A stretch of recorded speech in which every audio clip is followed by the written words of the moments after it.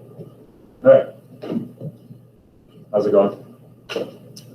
All right, so today we're going to just continue with what we did yesterday, but we're going to add dilations into the mix. Okay, so there's more composition of transformations.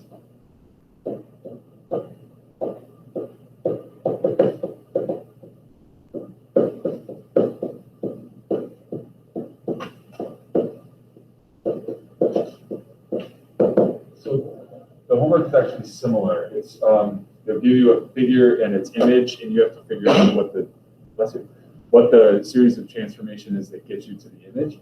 So there's a couple little things that just to keep in mind with dilations. So for dilations,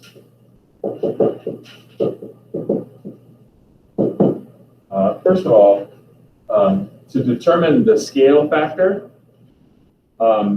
it's best to just look at a single line segment and what its image would look like. And it's most helpful if that single line segment happens to be vertical or horizontal, because you can just count squares.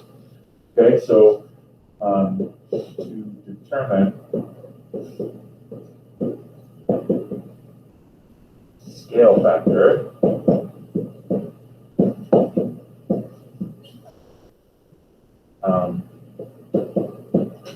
just observe a segment, preferably, I don't know if that's how you spell that, vertical or horizontal.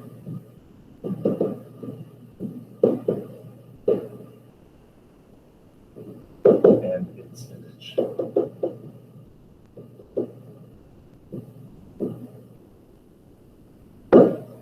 Okay, so that's the first thing. The second thing that gives people trouble sometimes is it's hard to tell what the center of the dilation is. The center, remember, the center of the dilation is the point that all the points are getting further away from or closer to, if in the case of if it's an enlargement or a reduction. Okay, so the center of the dilation can be easily identified because it's the point that's not changing at all, okay, in a dilation. So the center of a dilation is the point that all other points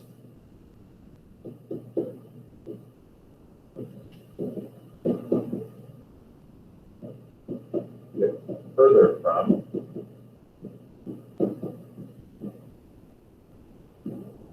it's an enlargement or closer to the reduction.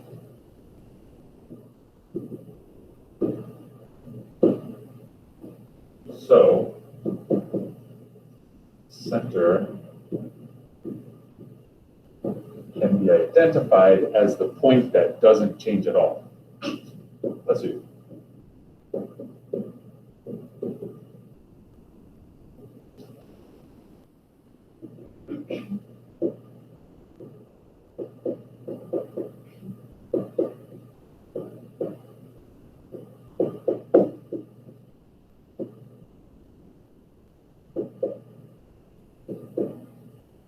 Okay, so like for example, like suppose I have a capital letter A that looks like this. Okay, and I suppose I have the image of this capital letter A under an enlargement. Okay, and suppose that image looks like this.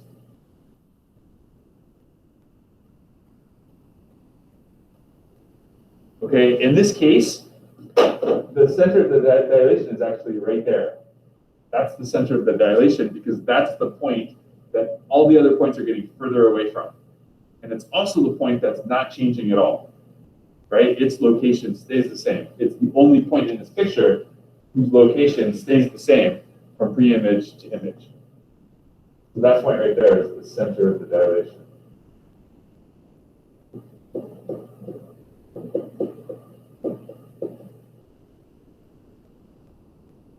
that concept make sense?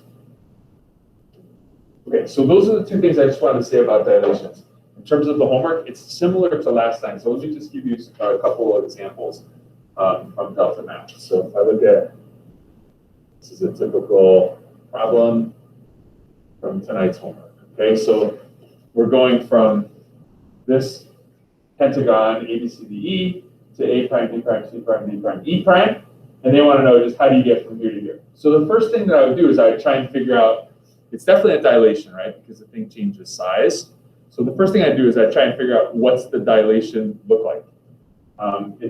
So the way to identify the scale factor is to look at a segment, preferably a horizontal or vertical one. And I got one right here, AB. It has a length of 3. And then I look at A prime, B prime, it has a length of 6. So it must be a dilation of scale factor 2. Okay? If this segment happened to be 3 times as long, then it's a dilation factor, scale factor of 3, right? So that's the first thing I'm going to do is I'm going to say this is a dilation centered at the origin. It's definitely, any problems on here are going to be scale factor or centered at the origin. And then the scale factor is 2. So then to figure out what comes next, you just have to find a point and follow it along. Like if I look at this point right here, the point 1, negative 2, and I do a dilation of scale factor 2. What happens in a dilation? How do I find the image of a point under a dilation? What's the rule? Like if I do a dilation of scale factor 2 of the point 1, negative 2. Yeah, you multiply, right? So if I multiply 2 times this and 2 times that, I get 2, negative 4. So the image of this point is going to be this point right here. So I'm going to have a figure that's the right size, but it's going to be here. What has to be done to it then? Down 3 boxes, right? So followed by a translation down 3 units. And again, they're going to give you a little try button, so you just press it. It's going to give you a little animation, and everything's cool, and then you can submit. Does that make sense? So in all these problems, I would focus on the dilation first, if there happens to be a dilation, because I think that's the easiest thing to get a handle on. This one doesn't really contain a dilation. This is more just like last night's stuff. So I'm going to just skip it for a second. Go to one that has a dilation. That one doesn't. And the way I can tell if there's a dilation is just if the figure's bigger or smaller, right? So this is the same type of idea. So to get from this figure to that figure, again, just look at a segment. It's twice as long. So I'm going to do a dilation of scale factor 2. Dilation, center of the origin with scale factor of 2. And then again, pick a point. Like if I look at the point -1, -1, its image is going to be -2, -2 if I do a scale factor of 2. So then it's just a matter, if this point B is going to be there, then it has to move up 1, 2, 3, 4, 5, 6, 7, 8 units.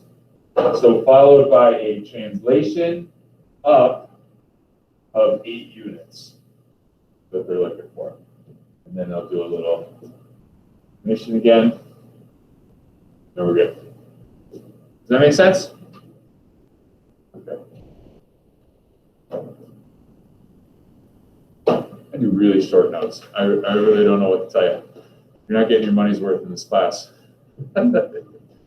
Any questions? All right, you can get going.